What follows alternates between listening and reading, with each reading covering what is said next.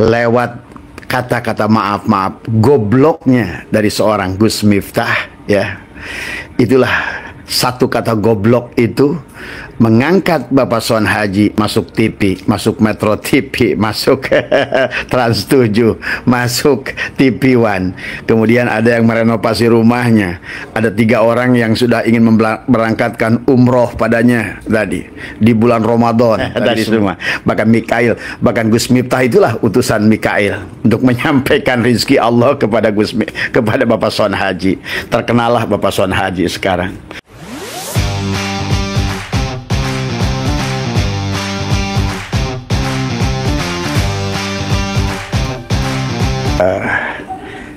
Teh manis sahabat, Allah kenapa memilih Gus Miftah tokohnya, dan Allah kenapa memilih Bapak Son Haji.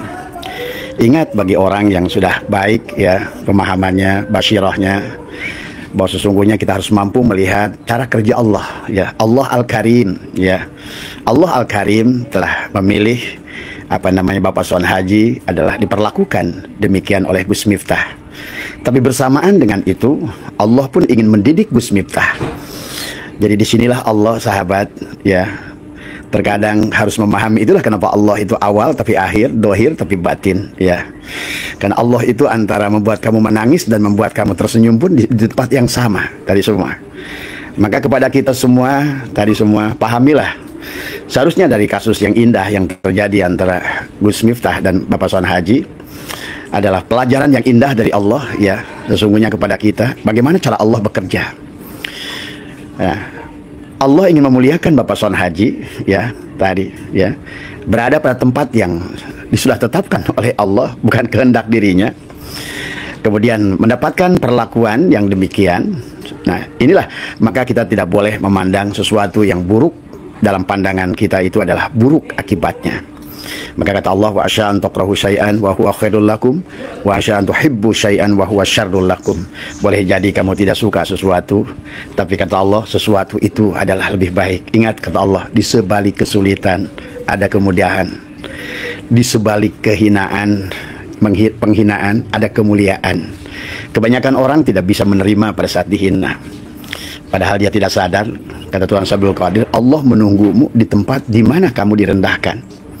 Pada saat makhluk merendahkan dirimu, pada dasarnya Allah ingin menempatkan engkau adalah di tempat yang lebih baik, ya sahabat. Cuma kadang-kadang kita tidak bisa menerimanya. Maka kisah terjadinya antara Gus Miftah dengan Bapak Son Haji ini adalah keindahan Allah, ya. Jadi Allah itu melakukan bersamaan sekaligus, ya, menegur Gus Miftah karena barangkali ada tapi bersamaan itu Allah mengangkatkan Bapak Son Haji, ya. Jadi inilah sesungguhnya sahabat, kalau kita peka dalam setiap hari, banyak momentum yang bisa terjadi seperti Pak Son Haji. Sekarang yang Abah tahu, Pak Son Haji itu sudah berapa orang yang ingin mengumrohkan beliau. Dan Abah melihat lagi barusan di TV One, sampai ada orang yang ingin membantu merenovasi rumahnya, sahabat. Nah inilah tadi semua keindahan Allah, ya. Allah pun memilih Gus Miftah tadi semua, bukan berarti kebetulan tadi sesungguhnya. Karena barangkali ada hal yang inilah sahabat, hati-hati pada saat kita juga adalah memiliki kesombongan, ya. Barangkali lisan kita itu tidak akan terjaga tadi semua. Tapi walaupun begitu tadi semua, selalu Allah itu adalah yang akan diberikan itu yang terbaik, baik kepada Gus Miftah maupun kepada Bapak Son Haji. Kepada Gus Miftah, ya, tetap Allah itu walaupun seolah-olah lewat teguran, tiba-tiba manusia reaksi semua kepada Gus Miftah, tetapi sesungguhnya adalah kembali Allah menyadarkan karena sayangnya kepada Gus Miftah tadi semua. Tapi bersamaan dengan itu Allah telah memilih Bapak Son Haji ingin mengumrohkan Allah itu. Allah ingin mengumrohkan Pak Son Haji, Allah ingin mengumrohkan merenovasi rumahnya Pak Son Haji, tapi lewat tangan Gus Miftah, lewat ucapan Gus Miftah yang Allah pinjam juga ucapan Gus Miftah itu karena tadi. Jadi inilah indahnya Allah, dohir dan batin. Dia dohir, dia batin, ya. Dia dalam jalalnya tapi dia juga dalam jamalnya. Coba, ya, inilah yang harus kita pahami dalam kehidupan. Maka tidak boleh kita mengeluh dalam kehidupan. Kita dihina oleh orang, kita apapun masalah yang ada dalam diri kita, sahabat, pahamilah. La tataharraku zarratun illa biidnillah. Tidak akan bergerak segala sesuatu tanpa izin Allah, ya. Dan ingat, di sebalik kesulitan. Catat omongan Abah, dalam kehidupan kita sehari-hari sahabat ya, dikatakan oleh mereka para ulama tasawuf, hampir dipastikan dalam setiap hari kehidupan kita lebih dari 80% perkara yang tidak sejalan dengan keinginan kita. Kenapa? Karena di sebalik perkara yang tidak sejalan dengan keinginan kita itulah di situ Allah menunggu kita. Pada saat engkau dihina, engkau sabar, mampu melihat Allah, mampu melihat kohar Allah, maka disitulah kata Allah, aku menunggumu. Tuh. Di sebalik kesulitan, maka kesulitan itu adalah kata Allah, tenang, ada aku kemudahan di sebalik itu. Dan di sebalik tanjakan pasti ada jalan turun ya sahabat. Maka oleh karena itulah kita di dalam kehidupan ini jangan melaknat tadi semua. Maka bila Nabi bersabda, aku diciptakan ke alam dunia ini sebagai rahmat, bukan untuk melaknat apapun. Karena tidak ada yang pantas dilaknat di dunia ini ya. Beda antara melaknat dan meluruskan persoalan sahabat ya. Karena kalau untuk meluruskan persoalan, baginda Nabi sabdanya adalah berbeda lagi.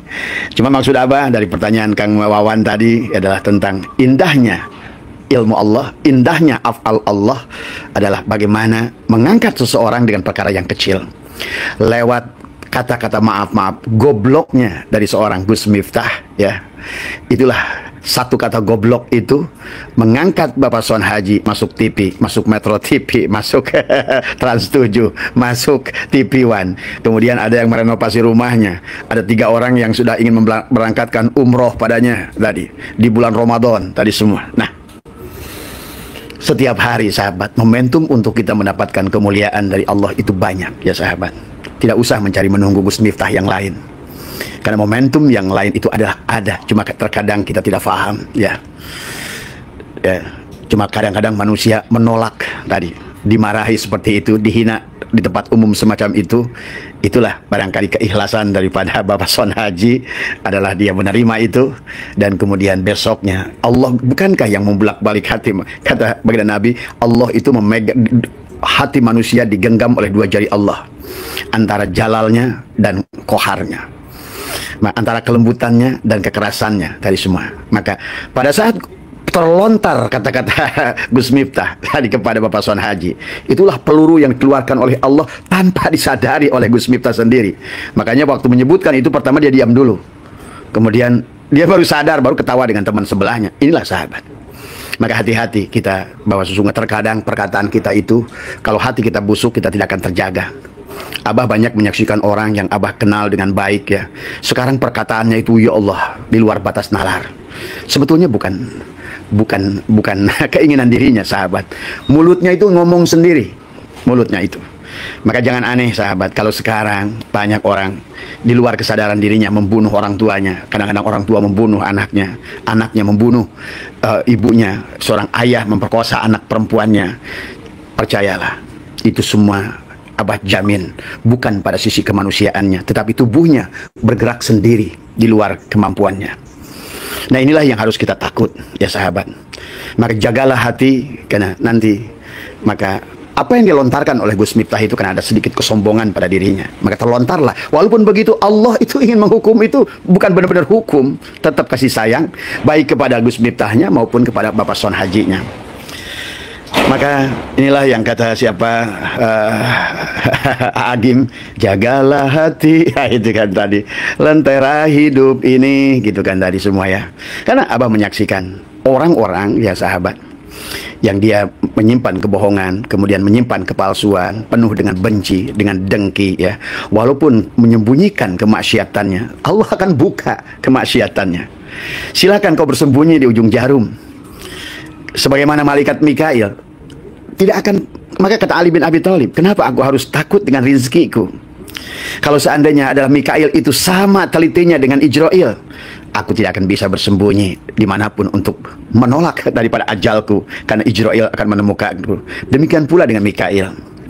Kenapa aku harus khawatir dengan rizki? Kalau seandainya Mikail itu begitu jeli dan begitu tahu ya. Pada saat bersamaan Allah ingin mengingatkan Gus Miftah, Mikail bekerja di situ. Tadi semua. Bahkan Gus Miftah itulah utusan Mikail untuk menyampaikan rezeki Allah kepada Bapak Son Haji. Terkenalah Bapak Son Haji sekarang. Sekarang sudah ramai di YouTube, namanya di TV One. Coba. Inilah sahabat. Ya, jadi jangan pernah menolak apapun yang terjadi walaupun itu pahit, karena di sebalik yang pahit itu ada yang manis, di sebalik tanjakan itu ada pudunan. Ya, sing penting seberapapun ilmumu, bagaimanapun kedudukanmu, selama di sini mau busuk, hati-hati, mulutmu akan ngomong sendiri nanti. Maka kenapa orang yang membunuh itu belakangan akan ketahuan? Sok silakan tanya. Abah sering ngobrol dengan kepolisian, kok Bapak jago sih Pak menemukan siapa pembunuhnya dari pembunuh ini? Kata Pak polisi itu, nanti juga dia akan ngaku satu saat. Jadi artinya kau menyembunyikan kebusukan, kebohongan, maka tubuhmu akan terus menolak dan memperlihatkan bahwa apa yang disembunyikan itu adalah bohong. Ya udah, ya. Udah apalagi live, udah, ya. Itu ya. Jadi itulah kebohongan. Jadi harus dipahami oleh kita. Jadi kita tidak bisa menyembunyikan tadi semua. Kita tidak bisa menyembunyikan tadi semua ya. Dan sebaliknya dengan kebaikan, sahabat. Tidak usah kita mensiarkan kebaikan. Karena pada saat kita ingin bagaimana kita mengglorifikasi adalah sebuah kebaikan, tetap kalau Allah tidak menghendaki kebaikan itu adalah menjadi sesuatu yang viral untukmu, tidak akan ada juga, percuma tadi semua. Biarkan sembunyikan, biar Allah yang memviralkan. Maka insya Allah, maka disitulah terkadang kemuliaan manusia akan muncul pertama kali. Jadi begitu ya Mas Wawan, pelajaran dari apa yang terjadi dengan Gus Miftah dan Bapak Swan Haji, jadikan pelajaran pada diri kita. Banyak nanti Gus Miftah yang lain ya. Nah, tinggal belum tentu lewat manusia kayak Gus Miftah bisa jadi engkau dimaki oleh ataupun apa kejadian kecil. Momentum untuk mendapatkan kemuliaan Allah itu banyak, cuma kita nggak sadar saja. Terkadang Allah menguji kita setiap hari itu, melihat sebuah barangkali apapun makhluk Allah yang butuh pertolongan tadi semua, tapi kita mampukah melihat dia di sebalik makhluk itu? Nah, disitulah maka kata Abah Jagi, jangan pernah menolak apapun yang nampaknya kelihatan secara syariatnya buruk, tapi percayalah secara hakikatnya adalah ada kebaikan ya di sebaliknya. Karena di sebalik tanjakan ada jalan turun, di sebalik kesulitan ada kemudahan. Jadi kalau Anda ingin mudah dalam segala urusan, jangan takut dengan kesulitan ya, karena kesulitan itu adalah pintu untuk kemudahan. Karena hinaan itu pintu untuk kemuliaan ya. Jadi marilah kita songsong kehidupan dengan hati yang baik, dengan hati yang positif, sahabat ya. Nah, semoga Anda semua mendapatkan Gus Miftah yang lain yang memaki Anda. Dulu di Jawa Barat terkenal dengan pengersa Angnu. Orang semua pengen ditempeleng sama Angnu. Karena awalnya orang marah kepada Angnu, karena tadi semua, karena orang tidak terima ditempeleng oleh Angnu. Tapi begitu orang tuh tahu setelah ditempeleng oleh Angnu, orang punya kepercayaan, katanya jadi kaya, sehingga banyak orang nyari Angnu untuk minta ditempeleng sama beliau. Nah, itulah sahabat terkadang ya. Itu saja barangkali yang iseng Abah ya menyampaikan tadi semua. Inilah keindahan Allah. Ya, jadi Allah itu maha baik ya. Jadi antara memberikan air mata dan senyum itu bersamaan, sahabat ya. Inilah keindahannya Allah. Allah itu tidak seperti makhluk. Kalau senyum tidak ketawa, kalau ada pasti bukan tidak ada, tapi kalau itu ya ada dan tidak ada, dohir ya batin, awal ya akhir, kesulitan ya kemudahan. Itu paham itu. Berarti di setiap apapun yang sudah kau alami, kalau kau sedang mengalami kesulitan, siap-siap ada kemudahan. Sadarilah kehadiran dia. Ya, itu saja Mas Wawan. Sehat semua panjenengan. Selamat malam Jumat. Sehat semua, berkah semua, bahagia semua. Terima kasih. Assalamualaikum warahmatullahi wabarakatuh.